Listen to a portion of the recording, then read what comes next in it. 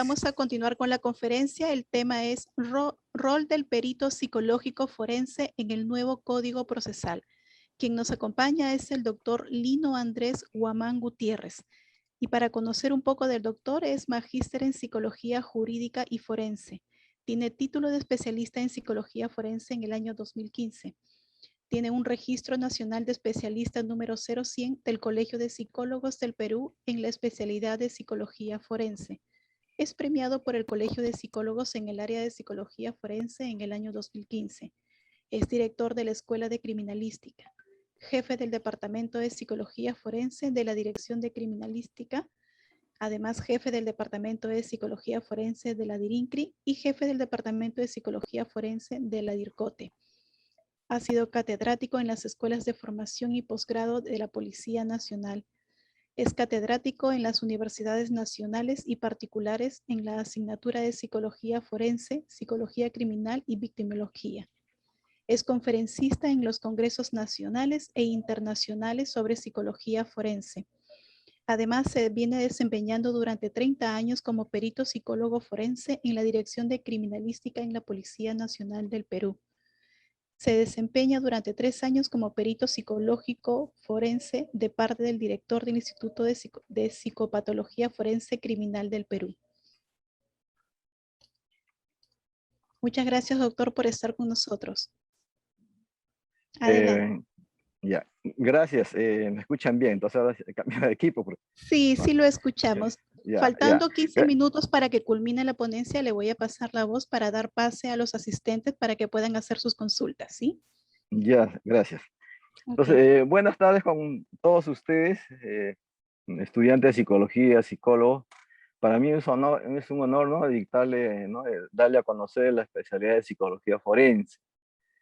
El tema es interesante, pero siempre los estudiantes, ¿no? Eh, los psicólogos me dicen, ¿y cómo comenzó la psicología forense acá en el Perú? Tenemos que conocer nuestra historia también de la psicología forense acá en el Perú. Fue en 1983, en lo que era la ex policía de investigación del Perú, pregunten a sus padres, a sus abuelos. Antes había una policía de investigación, era tipo del FBI, ¿no? Todos éramos de civil, ¿no? Igualito que el FBI, había una policía.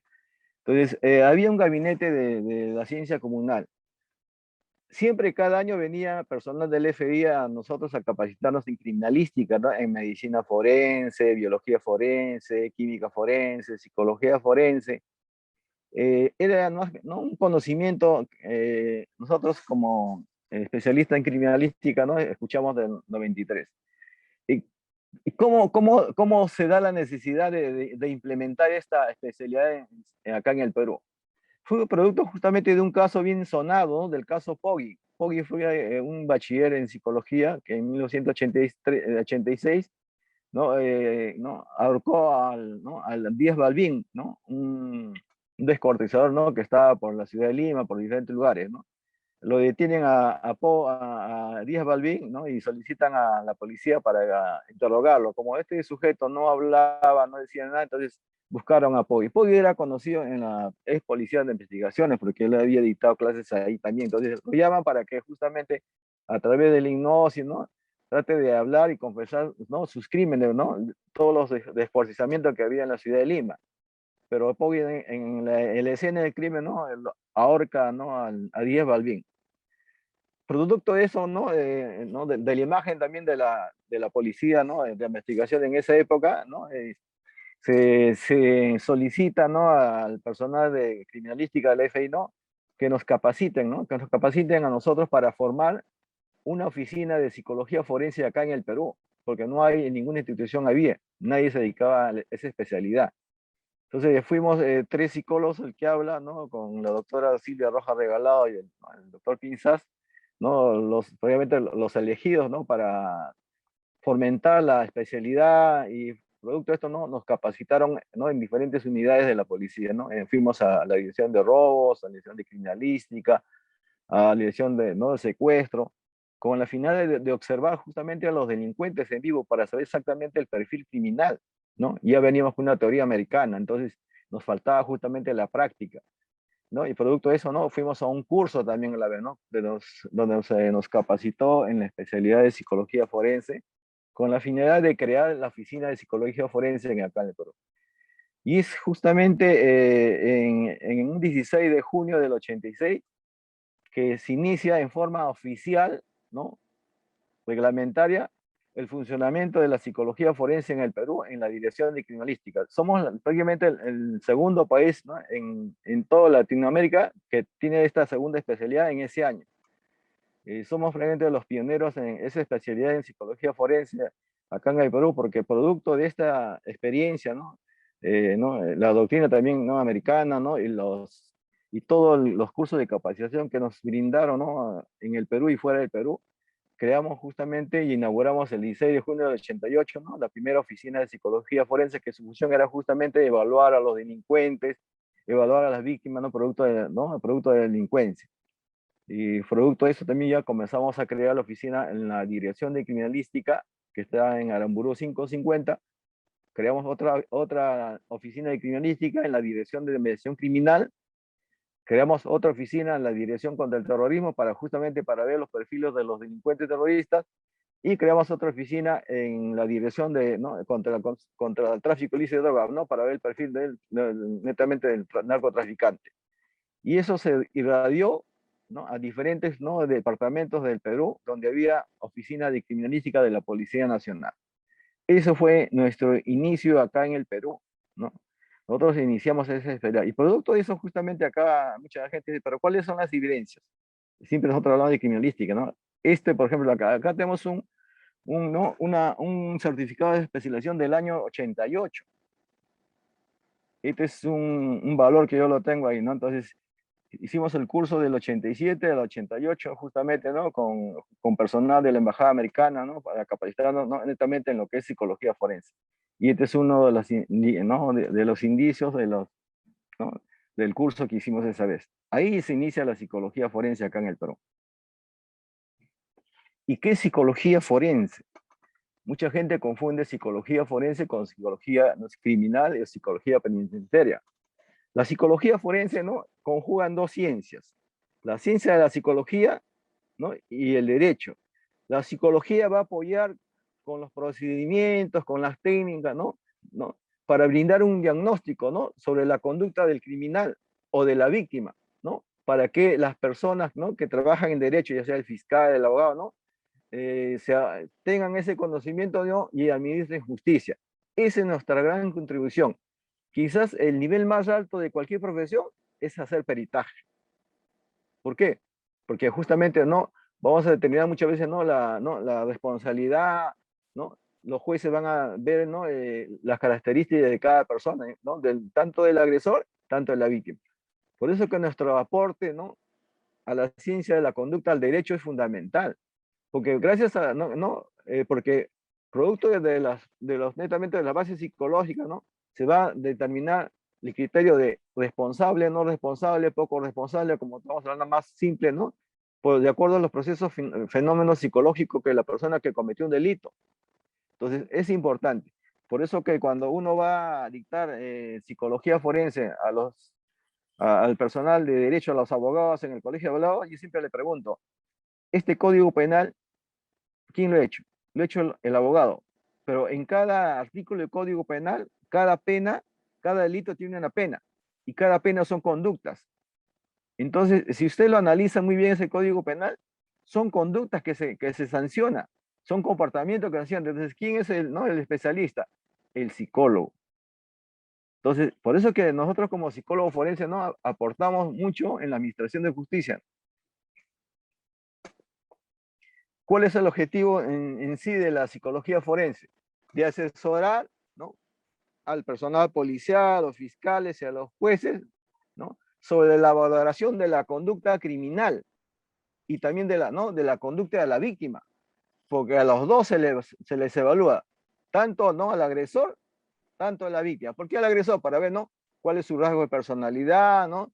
Sus motivaciones, su estado emocional, y de la víctima, qué consecuencia ha tenido producto de esa agresión, esa violación.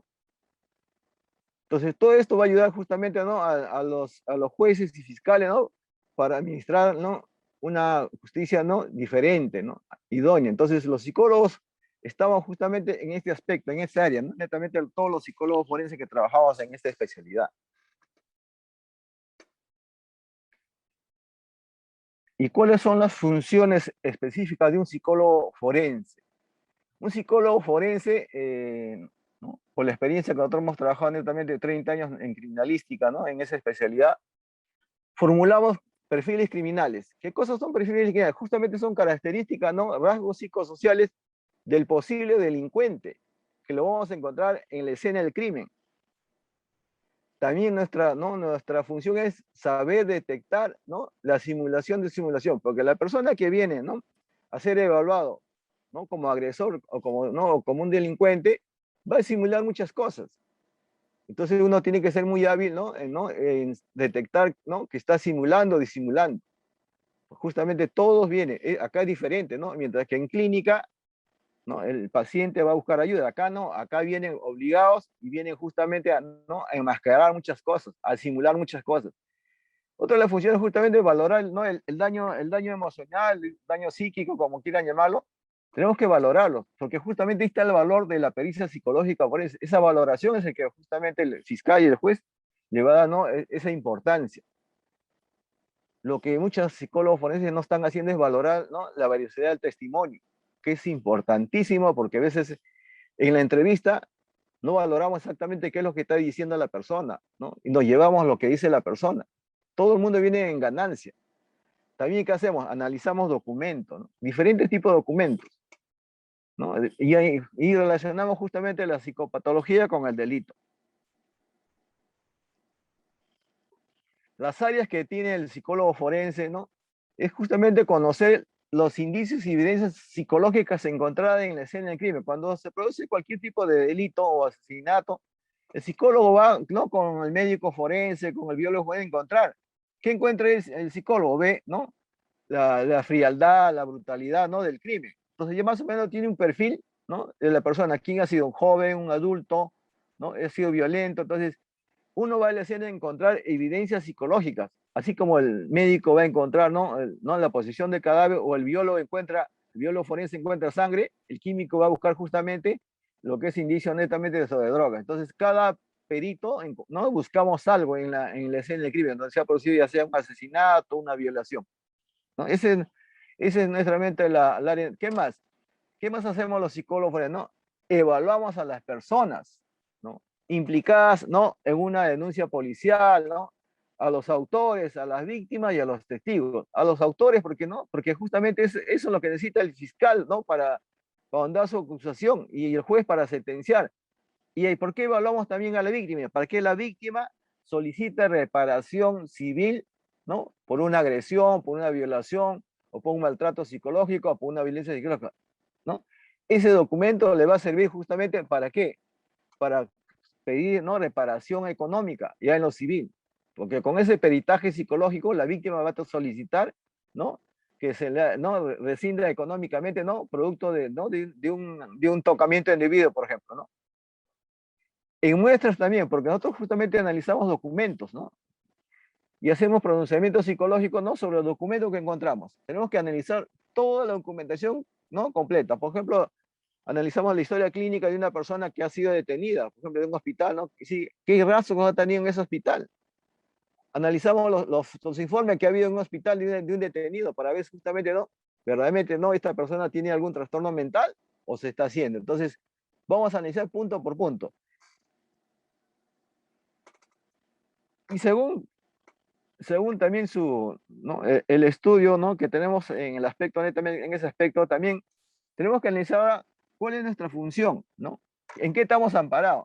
Nosotros estamos amparados justamente en el Código Penal y en el Código Procesal Penal. Es decir, tenemos un amparo legal, porque dice que el perito es toda la persona con conocimiento científico, ¿no?, que es llamado a asesorar un proceso judicial, ¿no? Entonces, por ejemplo, si usted, ¿no?, trabaja en un sitio alejado y es psicólogo de un colegio o de una posta, tranquilamente el fiscal le va a solicitar que usted evalúe a una persona y usted no se puede negar, porque está en la ley, dice, toda persona no está obligada, ¿no?, a brindar, ¿ah?, apoyo a a la administración de justicia. Si no hay psicólogo, ¿no? En Iquitos, al fondo, por ejemplo, y usted trabaja en una posta médica y usted es psicólogo, usted tiene que hacer el informe. Sí o sí, usted no puede negarse porque está en la ley, ¿no? Pero si hay perito psicólogo forense, no hay problema. Entonces, por eso el perito psicólogo, ¿no? De la Policía Nacional, de la Medicina Legal, y otras instituciones públicas y privadas están obligados, ¿no? En realizar, ¿no? El informe psicológico forense. Mucho cuidado con ese documento, porque la ley lo dice. No es que yo no quiera, ¿no? Las condiciones son esas, ¿no? Te obligan a hacer peritaje, justamente para ver. Por eso usted tiene que estar titulado, ¿no? Tiene que tener justamente funciones, ¿no? En esa área. Entonces, la psicología forense, ¿no? Es una prueba criminalística. Entonces, el peritaje es una prueba, no es cualquier informe. Ese informe tiene un valor legal, ¿no? Que es valorado por el abogado defensor, el abogado acusador, y por el fiscal y por el juez, porque como es una prueba netamente, ¿no? De conocimientos especiales, ¿no? Científicos, que va a ayudar a la administración de justicia. Entonces, todo este problema netamente de la pericia psicológica forense, en el Código Procesal Penal, ¿no? Nos dice, ¿no? Que debe estar firmada por un psicólogo, ¿no? Debe tener, ¿no? Detalladamente todo lo que ha comprobado científicamente, describir a la persona, ¿no? A qué criterios llegó, conclusiones. En una pericia psicológica no hay un punto que diga diagnósticos, son conclusiones. Ahora vamos a ver un peritaje al final, todos son conclusiones, y firma ¿no? El psicólogo. Mucho cuidado, ¿no? Usted puede firmar el informe psicológico, pero si no es psicólogo forense, no firme, solamente ponga psicólogo, porque mucha gente está haciendo eso, ¿no? Está firmando como psicólogo forense sin tener el registro nacional de especialidad en psicología forense, que está registrado en la CENEDU y está registrado en el Colegio de Psicólogos. Y mucho por eso, ¿no? Cuando firman, ¿no? Psicólogos de la policía, psicólogos del Ministerio Público, psicólogos del Poder Judicial, psicólogo del Ministerio Público, ¿no? El abogado, ¿no? Lo cuestiona. De todas maneras toma en cuenta, pero de todas maneras, ¿no? Lo va a llegar a cuestionar también, si usted firma con ese. Por ejemplo, ¿no? En el Código Penal está puesto, ¿no? Las funciones que también tenemos que hacer los psicólogos forenses. Y ahora con la nueva ley, todo psicólogo donde esté está obligado a hacer, ¿no? El informe, ¿no? De cualquier tipo de agresión que sufre una persona. Entonces, hay un artículo del 126 que dice las lesiones graves, ¿no? Dice, las lesiones graves, ¿no? Por violencia contra las mujeres integrantes familiares, ¿no? Afectación psicológica, ¿no? Por violencia familiar, es lesión grave. Cuando uno ve presencia, un homicidio, una violación, una lesión, ¿no? Tengo que encontrar esa afectación psicológica en la persona que presenció un homicidio.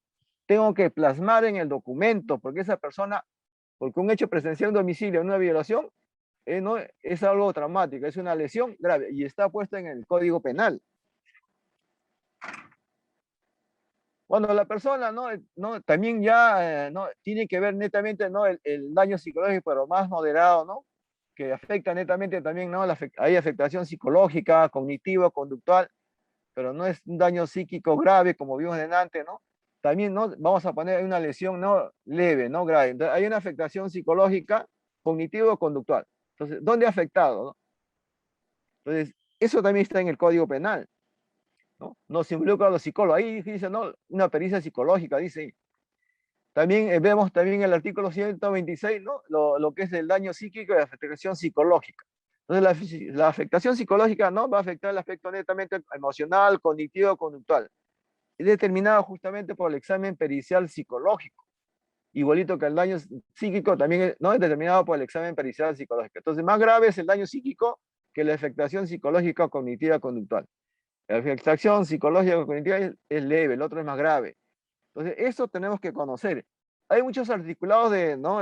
Nos pasaríamos todo el día viendo los artículos que tiene del Código Penal que tiene relación con la función ¿no? del psicólogo. Por ejemplo, en el artículo 106 dice, homicidio por emoción violenta. Dice, el que mata a otro bajo el imperio de una emoción violenta, ¿no? Lo hacen excusable. Por ejemplo, yo, ¿no?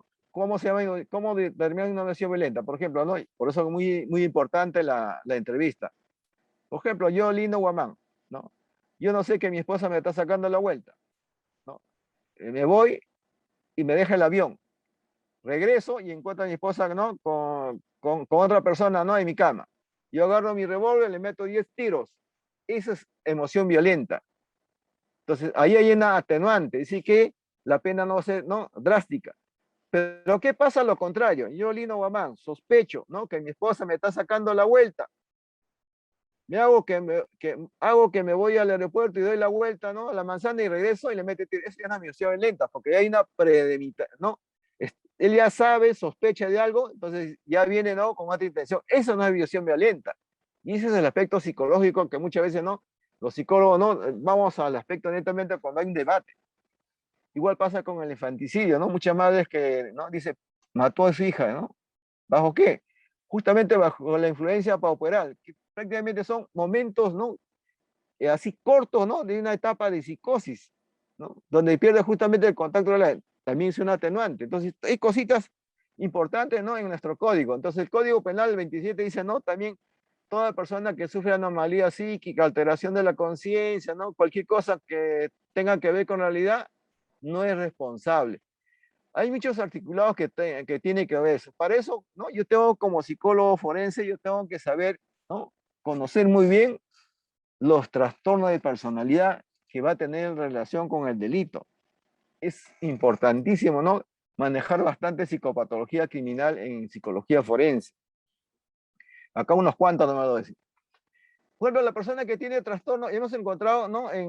Todo el trabajo de los 30 años, ¿no? En criminalística, ahora que ya haciendo en la calle también sigo trabajando en esa área, encontramos que casi el 70% de la persona que ha cometido feminicidio ha tenido trastorno paranoide, ¿no? Su rasgo no específico tiene ¿qué? ¿Por qué? Porque siempre ha sospechado de ¿no? de su pareja es infiel, percibe que le atacan a él, esa desconfianza, suspicacia es tremenda, ¿no? Y muchas veces estos sujetos, ¿no?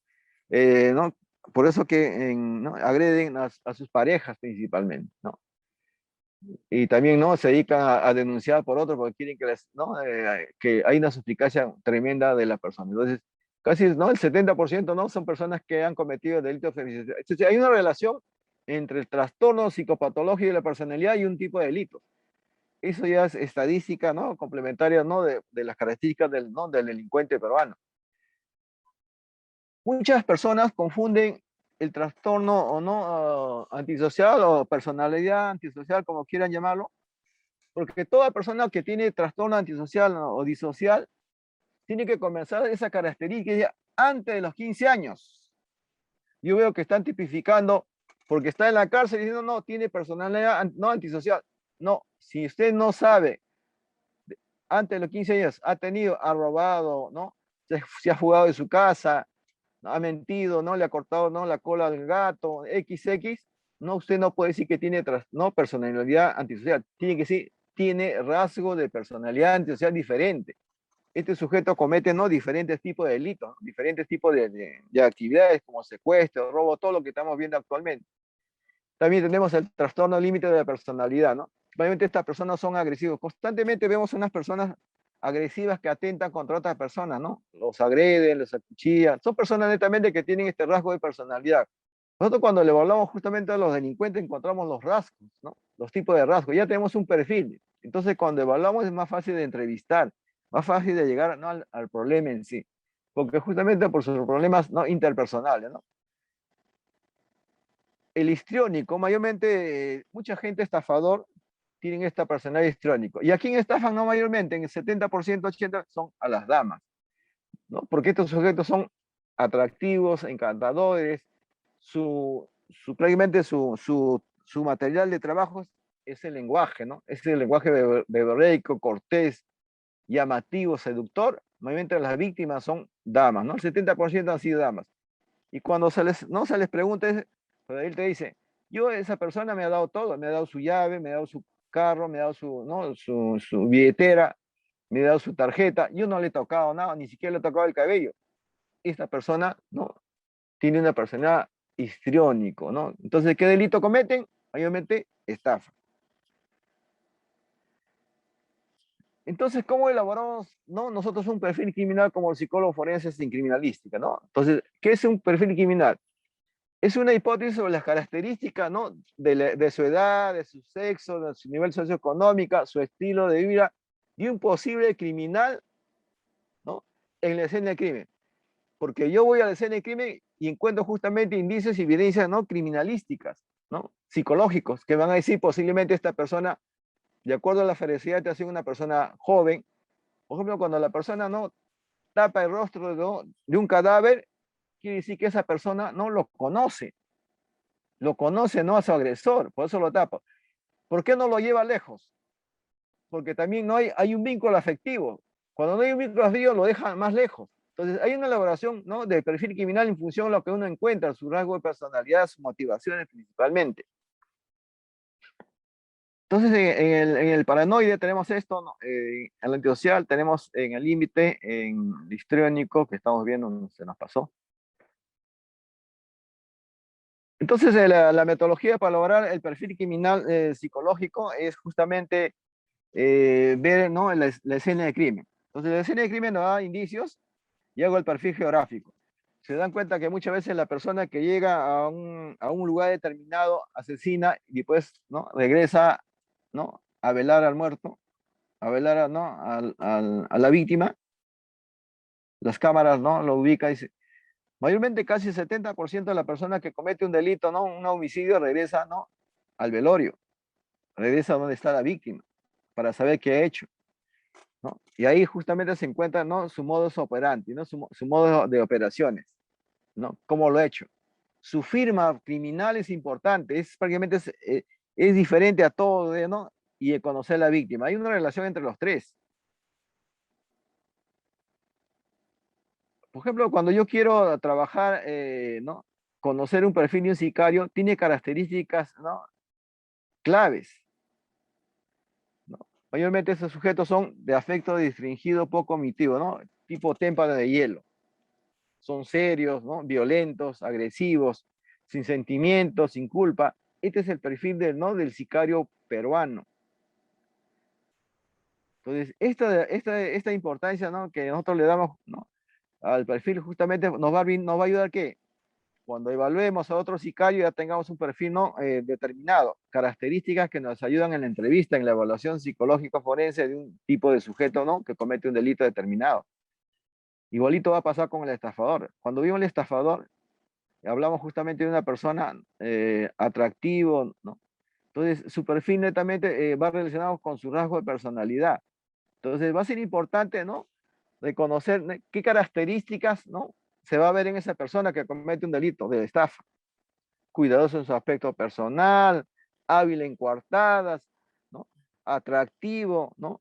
Un lenguaje verbal, ¿no? Impresionante, delicado. Ese es su perfil psicológico de un estafador.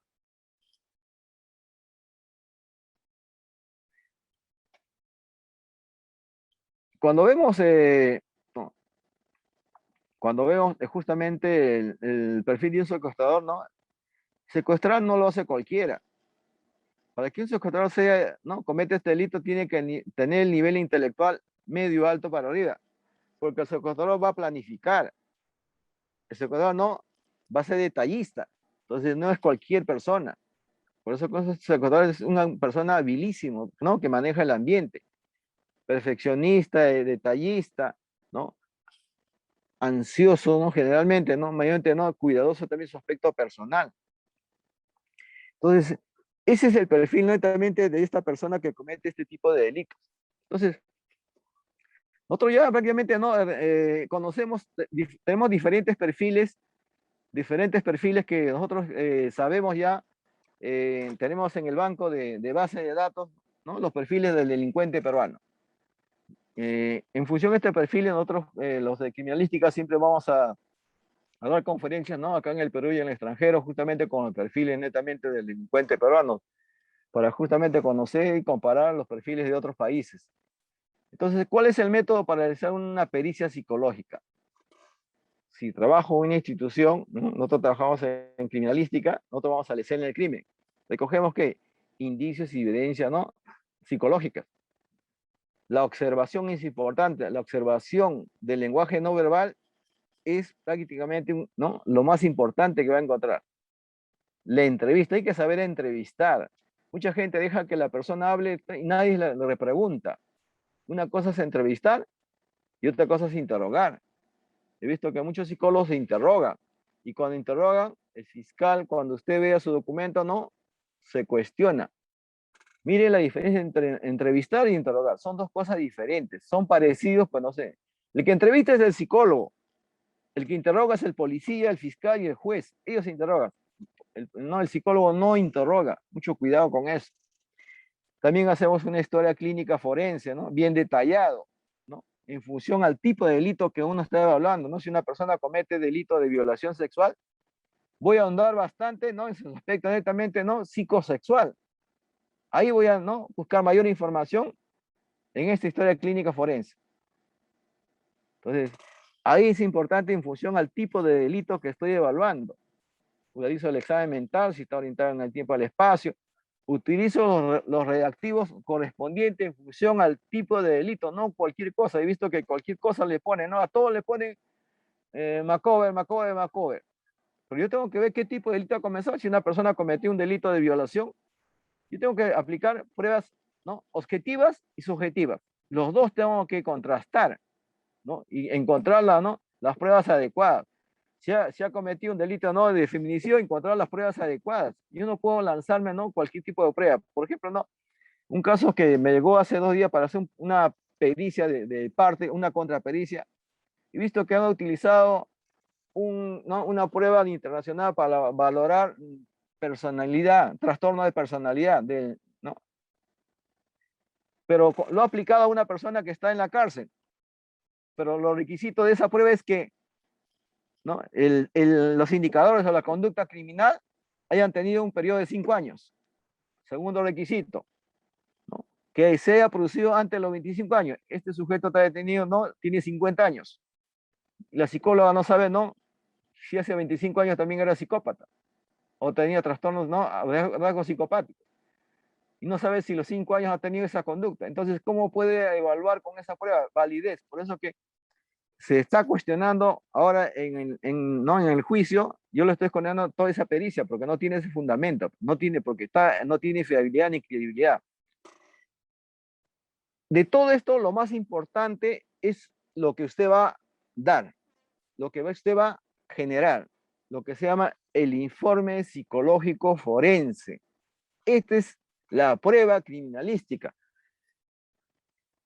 Lo van a hacer los psicólogos forenses y ahora, de acuerdo a ley, usted está, como le dije, está trabajando en un lugar determinado lejos y está en una posta, ¿no? Como psicólogo, usted tiene que hacer el informe obligado por la ley, porque no hay psicólogo forense, no hay psicólogo clínico, usted lo tiene que realizar, ¿no?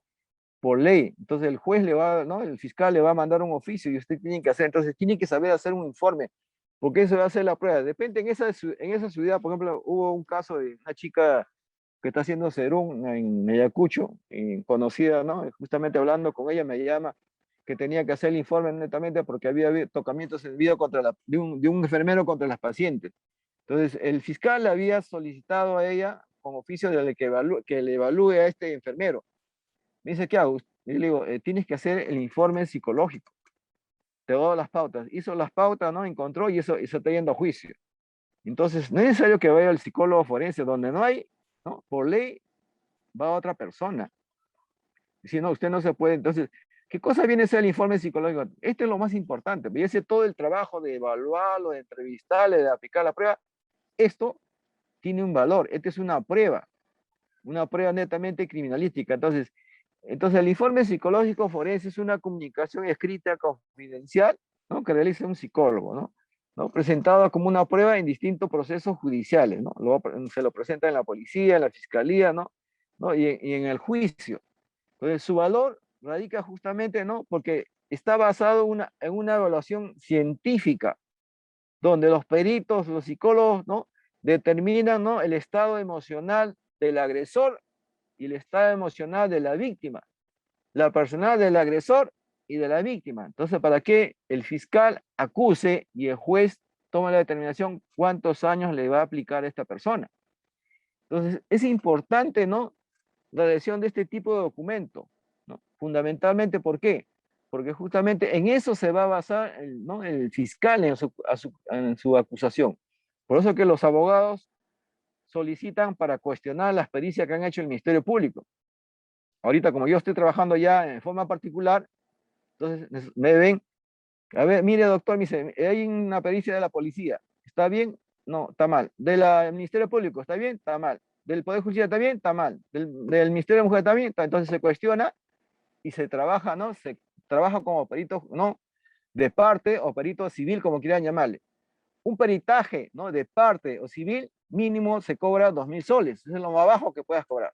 Si hay caso netamente para cuestionar peritaje, ¿no? De aspecto sexual, ya cobra, ¿no? 3.000 soles. Entonces, es el costo que tiene ahorita en el mercado, usted como perito, ¿no? Civil o de parte, como nosotros llamamos, cuando no trabaja en institución pública, puede cobrar mínimo 2.000 soles para justamente cuestionar la pericia que ha hecho, ¿no? El psicólogo del Ministerio Público, ¿no? ¿Qué fallas se ha encontrado? Que ha entrevistado mal, ha aplicado una prueba diferente, que no es de acuerdo a esa edad, no concuerdan ¿no? sus conclusiones, no concuerdan, ¿no? Con su análisis. Entonces usted cuestiona, ¿no? Y el abogado le va a buscar, ¿no?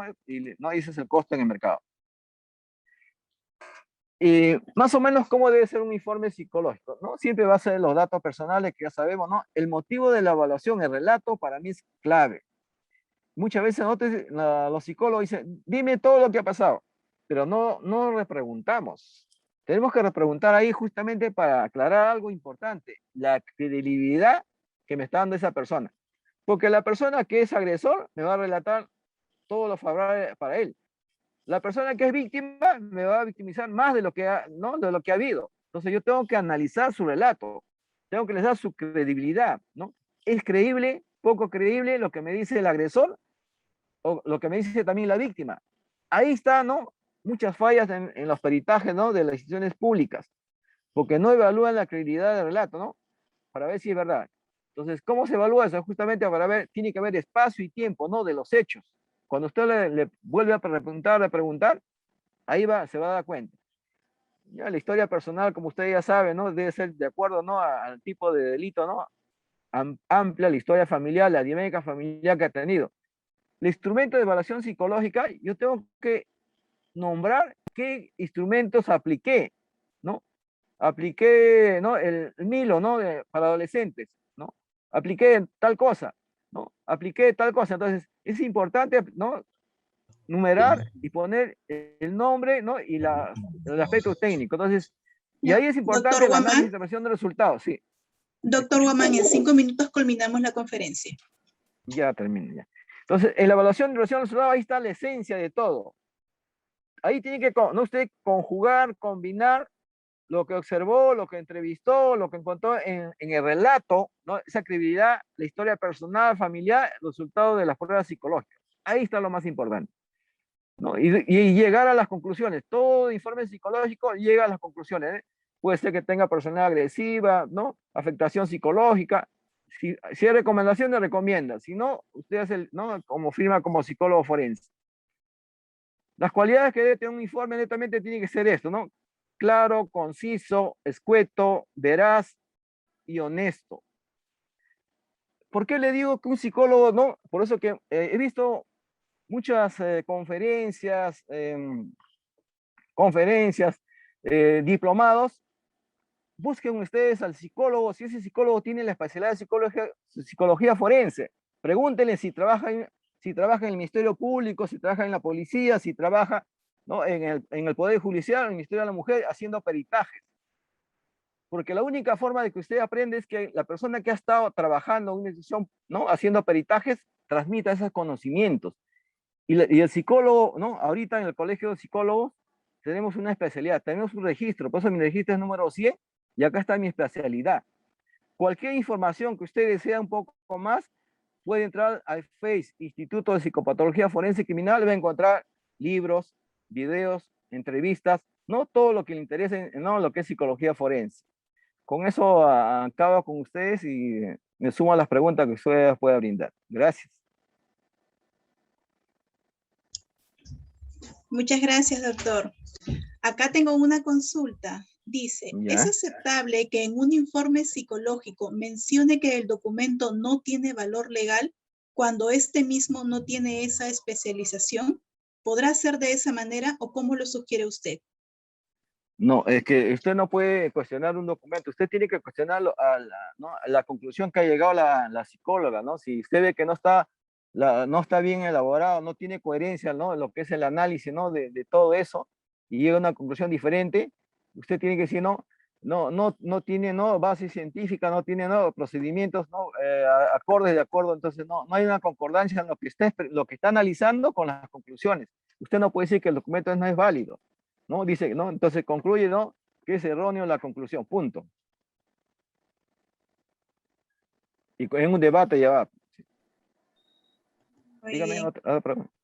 ¿Alguna otra consulta, por favor?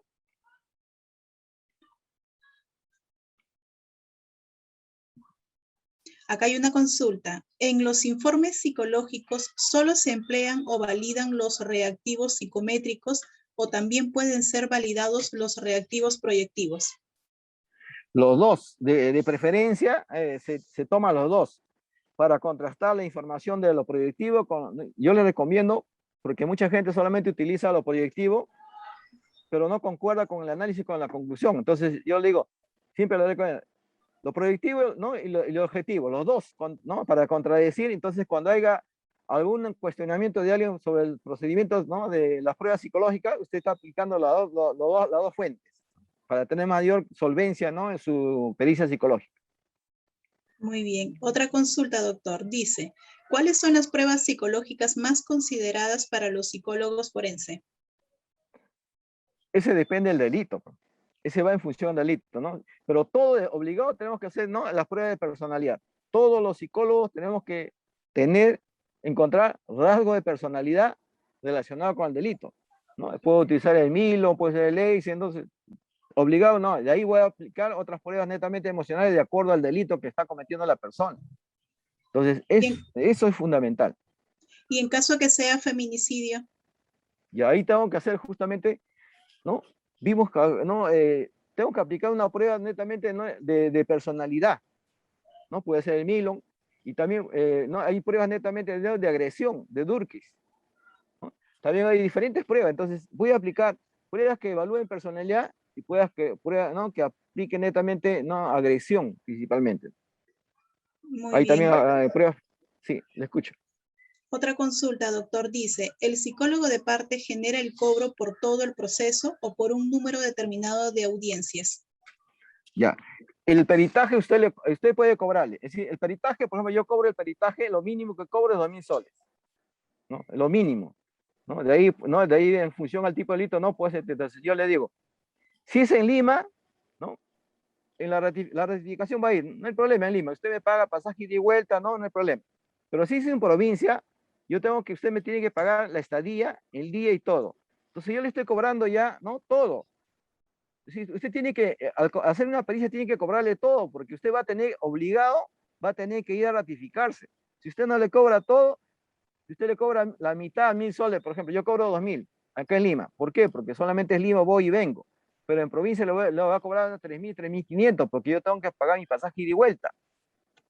Porque si no le pongo esa cantidad, le cobro 1.000 soles y el juez me va a notificar a mí que vaya a grado o fuerza si no voy la primera o la segunda vez. Entonces, es importante ya incluirlo ya, ¿no? Para no tener problemas netamente con el cliente. Muy bien. ¿Alguna otra consulta?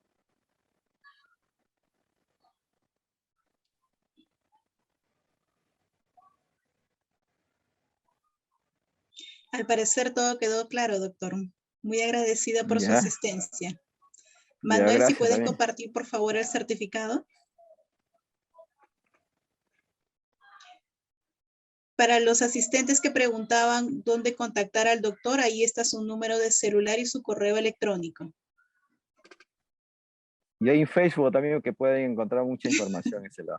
Sí, ahí se puede visualizar. Muchas gracias. Claro. Le agradecen la ponencia. Desde Chiclayo me indican, gracias doctor, la rama que deseo, dice un estudiante. Excelente.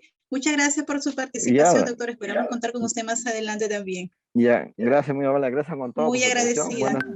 Buenas tardes con todos. Gracias. Buenas tardes. Hasta luego.